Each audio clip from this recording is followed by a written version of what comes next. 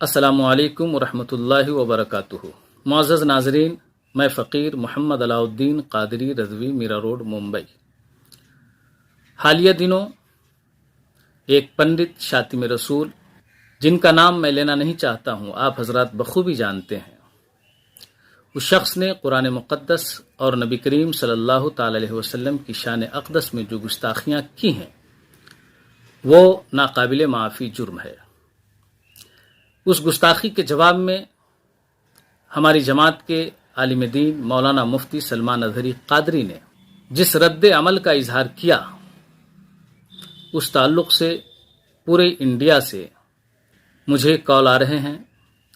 मुझसे मसला पूछा जा रहा है कि क्या अगर कोई शख्स नबी करीम सल्लल्लाहु ताला अलैहि वसल्लम की शान में गुस्ताखी का मुर्तकिब पाया जाए तो उस शख्स के लिए यही सज़ा है या उस शख्स का इलाज ये है कि उसे दावत मुबाहला दिया जाए।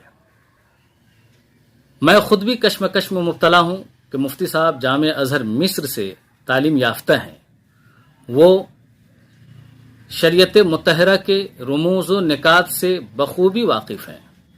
बावजूद इसके वो दावत मुबाहला एक पंडित, एक गुस्ताख रसूल, शातिम रसूल को क्यों कर दे दिया, जबकि उन्हें खूब मालूम है कि वो शातिम रसूल आपके दावत मुबाहला को कभी किसी भी हाल में, किसी सूरत, किसी नौइयत से कबूल नहीं करेगा।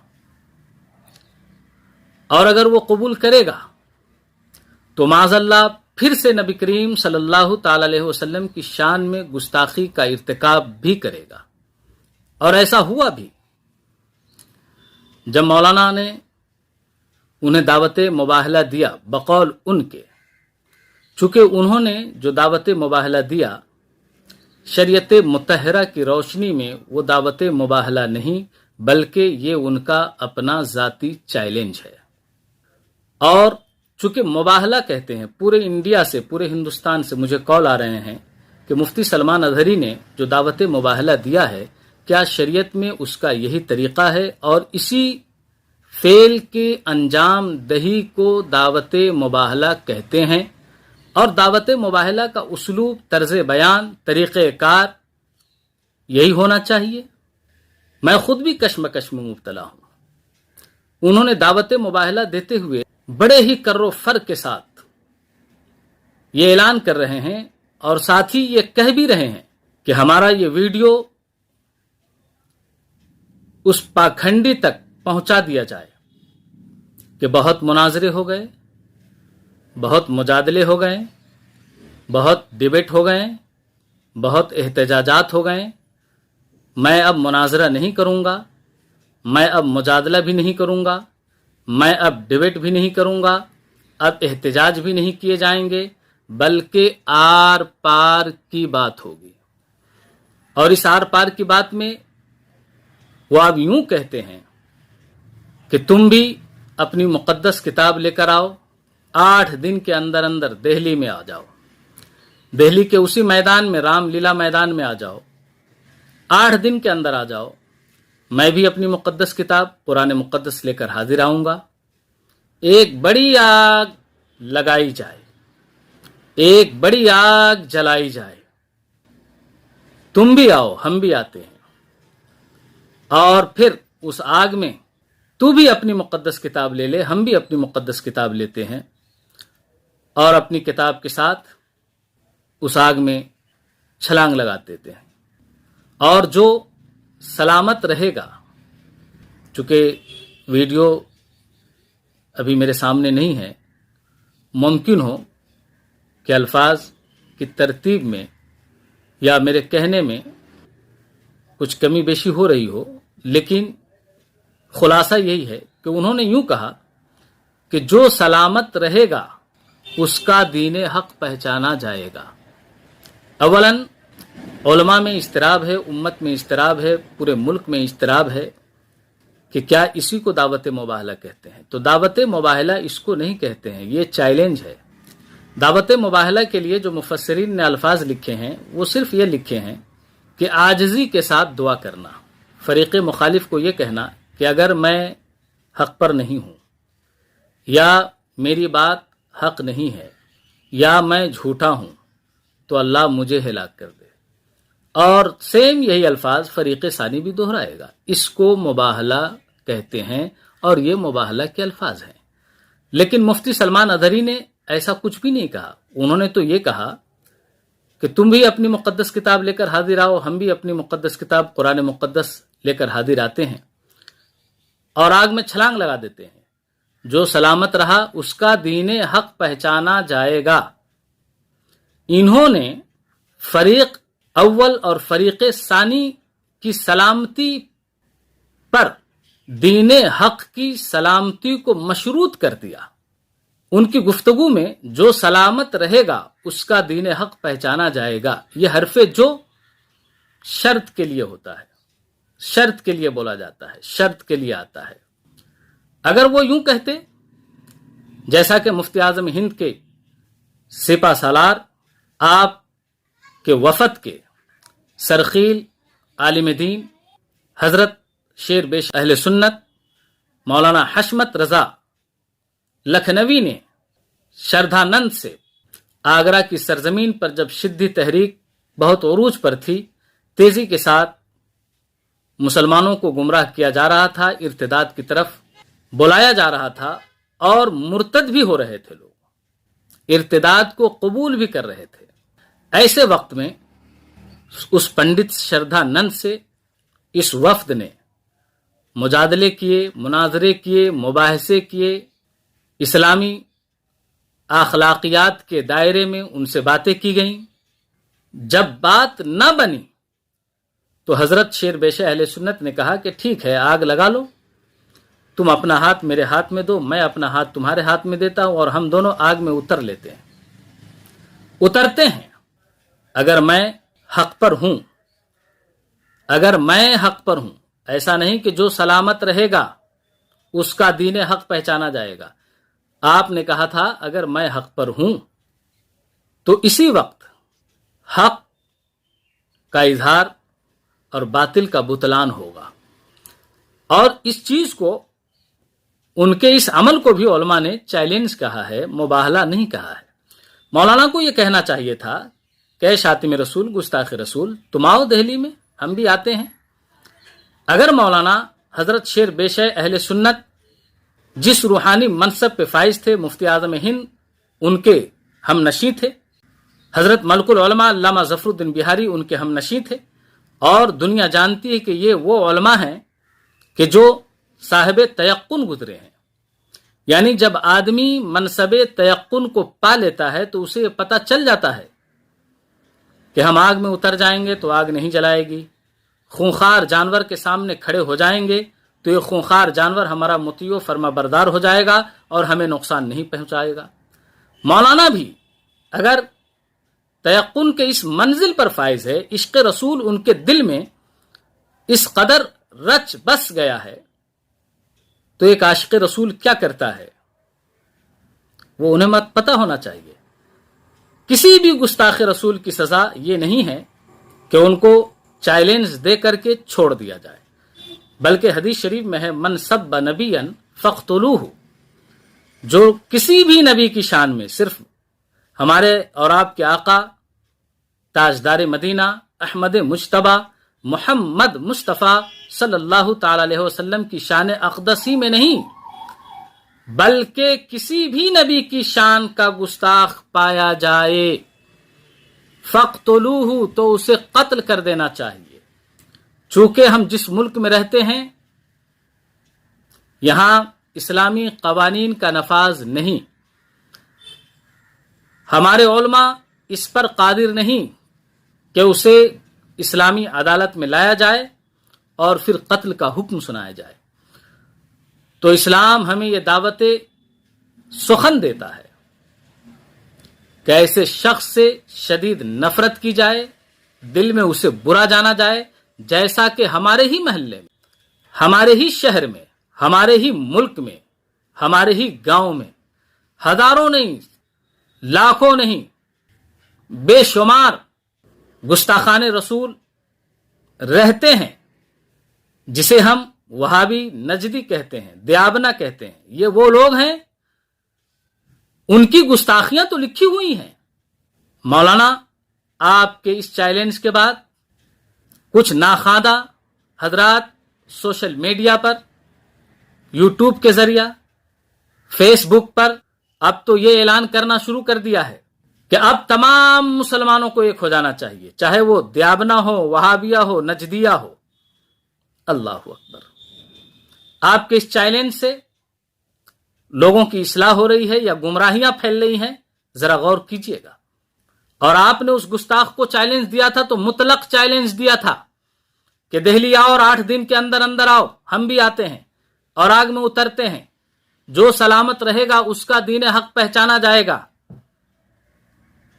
کیا ضروری ہے؟ آپ کے پاس کیا دلائل ہیں؟ کیا ثبوت ہے کہ آگ آپ کو نہ جلائے؟ اور اگر آپ کو اس بات کا یقین ہے کہ آگ میں ہم اتریں گے اور آگ مجھے نہیں جلائے گی، تو آپ کو اس بات کا بھی علم ہونا چاہیے کہ کسی بھی ملک کے قوانین یا کوئی بھی دانشمند طبقہ کسی بھی فرد کو آگ میں اترنے کی اجازت قانونی طور پر نہیں دے گا۔ تو جب آگ آپ کو نہیں جلائے گی، اس کا علم آپ کو ہے، تو اس کا بھی علم آپ کو ہونا چاہیے۔ اس گستاخ رسول نے گستاخی کرتے ہوئے معاذ اللہ جب آپ کے چیلنج کو قبول کر لیا تو آپ نے شرط لگا دی پرمیشن لینا آپ کا کام، تم جل کے خبیث مر گئے تو اس کی ذمہ داری سرکار لے۔ لا حول ولا قوت الا باللہ العلی العظیم۔ کیا اسلام یہی اسلوب بیان ہمیں دیا ہے؟ مبلغ کا یہی طریقہ کار ہے کہ وہ اپنی باتوں کے ذریعہ معاذ اللہ نبی کریم صلی اللہ تعالی علیہ وسلم کی عزت و عصمت کو تار تار کروائے اور کسی گستاخ رسول کو بولنے کا یہ اتنا لمبا موقع فراہم کر دے؟ نہیں نہیں میرے عزیز، آپ کے ان باتوں سے عبداللہ شیشان جیسے عاشق رسول، ممتاز قادری جیسے عاشق رسول، حضرت عمر فاروق رضی اللہ تعالی عنہ جیسے عاشق رسول، حضرت خالد بن ولید رضی اللہ تعالی عنہ جیسے عاشق رسول، حضرت زبیر جیسے عاشق رسول، حضرت علی کرم اللہ وجہ الکریم جیسے عاشق رسول، حضرت عثمان غنی رضی اللہ تعالی عنہ جیسے عاشق رسول، اور حضرت عبد الرحمن جامی رحمت اللہ علیہ جیسے عاشق رسول، اور حضرت امام اہل سنت فاضل بریلوی جیسے عاشق رسول کو، اور ممتاز قادری جیسے عاشق رسول کی روح کو شدید تکلیف پہنچ رہی ہوگی، اور میرے آقا کو جو تکلیف پہنچ رہی ہوگی وہ تو پہنچ ہی رہی ہوگی، چونکہ آپ نے اپنی اول گفتگو میں جو دعوت چیلنج، وہ دعوت مباہلہ نہیں ہے، آپ کو دعوت چیلنج، دعوت مباہلہ، دعوت محالکہ کے فرق کو سمجھنا پڑے گا، جاننا چاہیے۔ ان کی روح کو تکلیف ہو رہی ہوگی۔ کل بروز محشر نبی کریم صلی اللہ تعالی علیہ وسلم نے یہ پوچھ لیا کہ کیا تم نے قرآن مقدس کا یہ آفاقی پیغام نہیں پڑھا تھا کہ جب کوئی جاہل، کوئی نرا دشمن اسلام اور مسلمانوں کے خلاف رب کی ربوبیت اور اس کی وحدانیت کو قبول نہ کرنے کے بجائے ضدی ہو، غیر معیاری گفتگو شروع کر دے، نبی کریم صلی اللہ علیہ وسلم کی شان میں گستاخی کا دائرہ وسیع کرنا شروع کر دے، تو قرآن ہمیں حکم دیتا ہے وَإِذَا خَاطَبَهُمُ الْجَاهِلُونَ قَالُوا سَلَامًا، یعنی ایسے لوگوں سے پھر مخاطب نہیں ہونا چاہیے، ان سے منہ نہیں لگنی چاہیے، سلام کریں، رخصت ہو جائیں اور چھوڑ دیں رب تبارک و تعالیٰ کی ذات پر، ان شاخ پر کہ جن دلوں میں عشق رسول کی آگ جل رہی ہے، یہ آپ سے، ہم سے تو بچ جائیں گے مگر ان عشاق سے نہیں بچ سکیں گے۔ تاریخ گواہ ہے کہ امت مسلمہ کی اکثریت نے اگر کسی گستاخ کو سزا نہیں دی تو صرف اس گستاخ کے لیے ایک فرد ہی کافی ہوا، جیسے کہ عبداللہ شیشان، ممتاز قادری، حضرت عمر فاروق رضی اللہ تعالی عنہ، اور بے شمار ایسے عشاق ہیں۔ آپ نے تو اول گفتگو میں کہا تھا کہ مناظرے نہیں ہوں گے، مجادلے نہیں ہوں گے، مباحثے نہیں ہوں گے، ڈیبیٹ نہیں ہوں گے، اور آپ سوشل میڈیا پہ آئے دن ڈیبیٹ کرتے جا رہے ہیں۔ اسے آپ مناظرہ کہیں گے یا مجادلہ کہیں گے یا مباحثہ کہیں گے یا ڈیبیٹ کہیں گے، اور آپ کے اس حرکت کی بنیاد پر گستاخان رسول کا دائرہ مزید تر وسیع ہوتا جا رہا ہے۔ اس دائرے پر قدغن لگانے کے آپ کے پاس کیا حکمت عملی ہے؟ اب تو آپ آگ میں نہیں اتریں گے، وہ گستاخ آگ میں نہیں اترے گا، یہ تیقن کے منزل تک میں کہہ سکتا ہوں۔ وہ یوں کہ کیا کوئی حکومت آگ میں اترنے کی آپ کو اجازت دے گی؟ پرمیشن وہ گستاخ رسول لے نہ لیں، آپ بھی اگر پرمیشن لیتے ہیں تو آپ کو بھی اس کی اجازت نہیں ملے گی۔ اور یہ بات تو آپ کے علم میں پہلے سے تھی، اور جب پہلے سے تھی تو حکمت تدبیر کی بنیاد پر اور حکمت عملی اپنانے چاہیے تھے، یا یہ غیر شرعی آپ کو اعلان کرنا چاہیے کہ جو سلامت رہے گا اس کا دین حق پہچانا جائے گا؟ یہ آپ کا اعلان، آپ کا چیلنج غیر شرعی ہے۔ اگر آپ کسی مسجد کے امام ہیں تو آپ کا اخلاقی فریضہ ہے کہ آپ کی وجہ سے، آپ کے اس اعلان کی وجہ سے مزید گستاخان رسول کا دائرہ وسیع ہوا ہے۔ آپ فوراً استعفیٰ دے کر پہلے اسلامی تعلیمات کا مطالعہ کریں اور اسلام اور مسلمانوں کے لیے مدافعات کا کیا طریقہ کار ہو سکتا ہے، آپ ان علوم کو سمجھیں، پڑھیں، جانیں، تب جا کے منصب امامت پر فائز ہوں۔ ہمارے کچھ محرر، کچھ علماء جذبات میں آ کر کے کبھی یہ کہہ رہے ہیں مفتی نظام الدین صاحب کو کیا ہو گیا، وہ کیوں خاموش ہیں؟ اشرفیہ کو کیا ہو گیا؟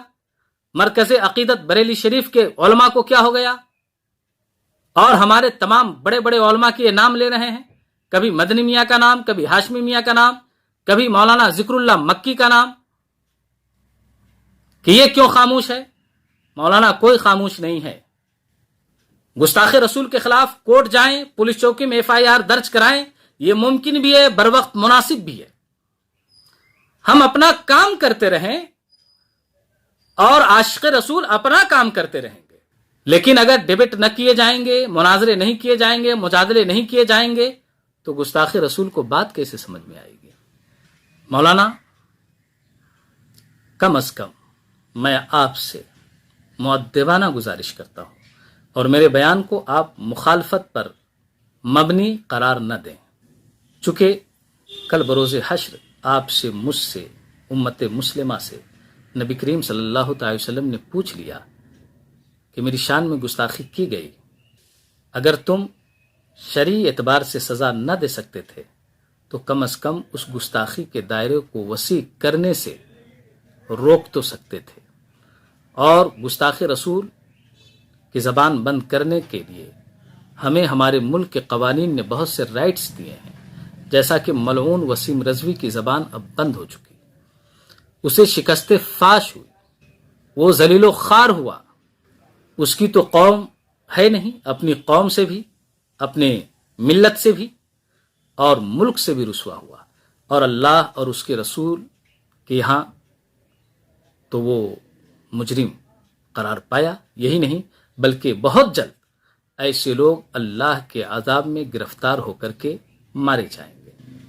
اب آپ کا یہ کہنا جو سلامت رہے گا اس کا دین حق پہچانا جائے گا، آپ کی سلامتی سے، میری سلامتی سے، یا کسی اور شخص کی سلامتی سے دین حق کو مشروط کرنا یہ غیر شرعی بات ہے۔ ہاں، ہم یہ کہہ سکتے ہیں کہ جو بات ہم آپ تک پیش کر رہے ہیں، اگر وہ بات حق نہیں ہے اور میں اس بات کو پیش کرنے میں کاذب جھوٹا ہوں تو اللہ مجھے جلا دے، یہ تو کہی جا سکتی، یہ شرعی بات ہے اور یہ مباہلہ کے الفاظ بھی ہو سکتے ہیں۔ لیکن جس دین کو میرے آقا نے حق کہا، جس دین کو قرآن نے حق کہا، ان الدین عند اللہ الاسلام، اب اگر کوئی جل جائے یا بچ جائے، اس سے دین حق کے حق ہونے میں کسی طرح کا کوئی تردد نہیں ہونا چاہیے۔ میرے عزیز، اب تو ایسے بھی مضامین آنے لگے ہیں کہ لوگ کہتے ہیں دیابنا، وہابیہ اور جتنے بنام مسلم فرقے ہیں، اب ان سب کو ایک ہو کر کے مفتی سلمان اظہری کا ساتھ دینا چاہیے۔ کتنا اچھا دور آ گیا۔ امام اہل سنت کے زمانے میں جب دیابنا اور وہابیہ اور نجدیہ نے گستاخیاں کی تو امام محمد رضا تنہا جہاد بالقلم کے ذریعہ ان کا ناطقہ بند کر دیا، اور وہ بہانے بنانے پر مجبور ہوئے، یہ کہنے پر مجبور ہوئے کہ نہیں، امام محمد رضا کے قلم سے میں نہیں بچ سکتا۔ जहन्नम में तो मरने के बाद जाएंगे, लेकिन इमाम मोहम्मद रजा के कलम ने मुझे अभी से इतने जख्म दिए हैं कि हम उठने के भी काबिल नहीं हैं।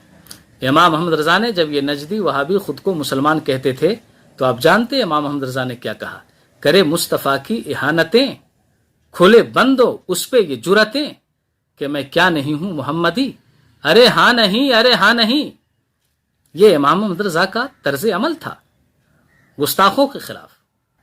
और मुफ्ती आजम हिंद का यह तर्ज अमल था कि जहां गुस्ताखियां होती, उस पंडित के पास या उस पादरी के पास अपने उलमा का एक वफ्द भेजते गुफ्तगू करने के लिए। मानता तो ठीक, नहीं मानता तो उसे उसके हाल पर छोड़ देते और खुफिया तदबीर में मसरूफ हो जाया करते थे।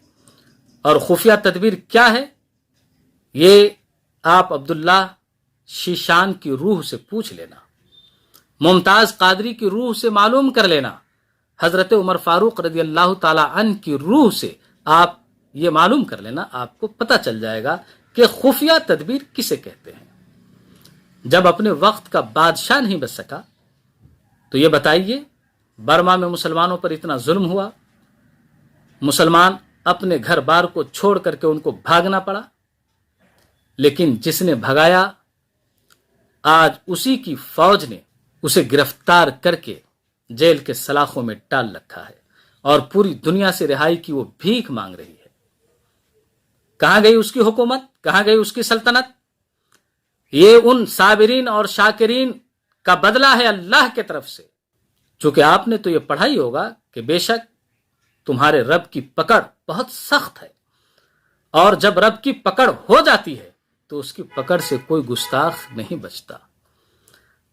ये तो उसकी मेहरबानी है कि वो अपने नाफरमा बरदार बंदों को भी रिस्क देता है, वरना परवरदिगार चाहे तो रिस्क का दरवाजा बंद करके सबको भूखा मार दे। लेकिन वो रब्बुल आलमीन है, उसे माने या ना माने वो उसका रब है, यह हक है। कोई मानता है जब भी परवरदिगार उसका रब, ना मानने की सूरत में भी अल्लाह उसका रब है, रिस्क देगा। इसी तरीके से अगर कोई हुजूर की गुस्ताखी करता है तो उस गुस्ताख को शरई सजा दे सकें तो दें, वरना मुनाजरा, मुजादला, मुबासा, डिबिट इलाज है। और मुनाजरा, मुबासा, मुजादला और डिबिट के जो अल्फाज हैं, जो उसलूब हैं, जो तरीक़ेकार हैं, जो हुस्ने गुफ्तगू है, जबान में जो संजीदगी होनी चाहिए, उस संजीदगी के साथ अगर आप मुनाजरा करते हैं तो फतह आपकी होगी। वो शख्स इस्लाम की खूबियों को समझ पाएगा। लेकिन अगर मुहर लग चुकी होगी अबू जहल की तरह, अबू लहब की तरह, और ये अबू जहल और अबू लहब के अफकार व नजरियात में पुख्ता होंगे और इनकी मुकद्दर में हिदायत नहीं होगी, तो हम और आप कितना भी शोर मचाए, कितना भी तूफान करें, ये ईमान लाने वाले नहीं है। मुफ्ती सलमान अजहरी साहब से मैं गुजारिश करूंगा कि आप सोशल मीडिया पर बार बार इस तरह के बयानात न दें जिससे मेरे आका सल्लल्लाहु ताला अलैहि वसल्लम की इज्जत व हुर्मत की पामाली हो। अगर आप चाहते हैं कि नबी करीम सल्लल्लाहु अलैहि वसल्लम की शान में कोई गुस्ताखी न करें, तो उसका एक इलाज है कि अपने मुआशरे से, अपनी कौम से, पार्लियामेंट के अंदर जिसे कानून की जगह कहते हैं, सदन के अंदर अपने तर्जमान भेजें। दानिशमंद तबका से ऐसे संजीदा अफराद को भेजा जाए को जो इस्लाम और मुसलमानों का दफा सख्ती के साथ कर सके। और जब कोई गुस्ताखी की कोशिश करें, जब ईद मिलादुन नबी की दिन छुट्टियों के कानून बनाए जा सकते हैं, ईद मिलादुन नबी के मौका पर सरकारी छुट्टी हो सकती है, तो क्या तहफ़्फ़ुज़े नामूसे रिसालत पर मबनी कानून बनाना गैर मुमकिन काम है? ये इम्कानात से है, मुमकिन है, मुश्किल नहीं है। लेकिन इसे हम तलवार के जोर पे नहीं, ताकत के जोर पे नहीं, कुव्वत के जोर पे नहीं, बदज़बानी के जोर पे नहीं, तल्ख ज़बानी के जोर पे नहीं, बल्कि हुस्न तदबीर, हिकमत अमली और तदब्बुर की बुनियाद पर हम ये ऐसे कानून पास करवा सकते हैं। लिहाजा अब आज के बाद मैं उम्मीद करता हूं कि आप ऐसी कोई गुफ्तगू नहीं करेंगे जिससे نبی کریم صلی اللہ تعالی وسلم کی عزت و حرمت پر حرف آئے، آپ کے ٹبٹ کو، آپ کے چیلنج کو وہ قبول کرتے ہوئے بھی گستاخی کی ہے، کم از کم اس کے بعد آپ کو خاموش ہونا چاہیے اور علماء سے مشورے لینے چاہیے۔ بمبئی میں بڑے بڑے علماء موجود ہیں، قاضی شہر حضرت علامہ مفتی محمود اختر صاحب امجدی مدظ اللہ العالی موجود ہیں، ہماری جماعت کے بہت بڑے عالم دین حضرت علامہ مولانا مفتی الحاج محمد اشرف رضا قادری مدظ اللہ العالی موجود ہیں۔ ان حضرات کے مشورے میں آئیے، آپ مجھ فقیر کو بھی بلائیے، لیکن سوشل میڈیا پہ جو آپ کر رہے ہیں یہ کرنا بند کیجیے، چونکہ آپ نے اپنی اول گفتگو میں کہا تھا کہ مناظرے نہ ہوں گے، ڈبیٹ نہ ہوں گے، جبکہ مناظرے جائز ہیں، ڈبیٹ جائز ہیں، مجادلے جائز ہیں۔ قرآن نے ہم کو ایسا حکم دیا ہے، جب ہم مناظرے نہیں کریں گے، مجادلے نہیں کریں گے، ڈبیٹ نہیں کریں گے، مباحثے نہیں کریں گے، تو اپنی بات کسی بھی مخالف تک کیسے رکھ سکیں گے؟ لیکن جب اسلامی قانون ہوتا، اسلامی قوانین کا نفاذ ہوتا، تو وہاں مناظرہ نہیں کیا جاتا، پھر اس کو اسلامی عدالت میں پیش کیا جاتا، اور جو اسلامی قاضی ہے وہ شرع کے مطابق اسے سزا دیتا۔ لیکن ایسا یہاں نہیں ہے، بلکہ میرے بھائی جہاں اسلامی قوانین ہے، آپ وہاں کے حالات کا مطالعہ کر لیجئے کہ اسلام اور مسلمانوں کے ساتھ وہاں کی حکومتیں کیا کچھ نہیں کر رہی ہے۔ الامان والحفیظ۔ السلام علیکم ورحمۃ اللہ وبرکاتہ۔